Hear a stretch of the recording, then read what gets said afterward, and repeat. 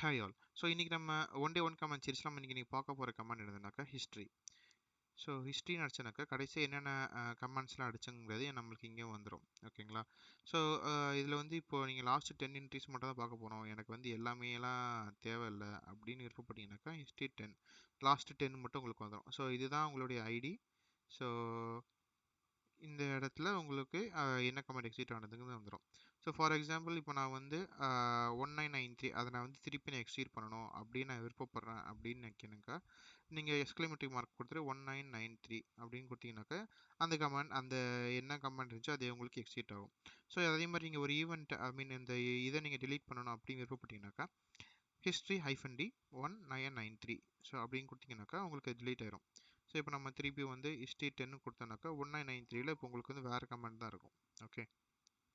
So அதே மாதிரி நீங்கள் ஒட்டுமொத்த ஹிஸ்ட்ரியுமே delete பண்ணணும் அப்படின்னு விருப்பப்பட்டீங்கன்னாக்கா -c கொடுத்தீங்கன்னாக்கா உங்களுக்கு ஒட்டுமொத்த ஹிஸ்ட்ரியுமே delete ஆயிரும்.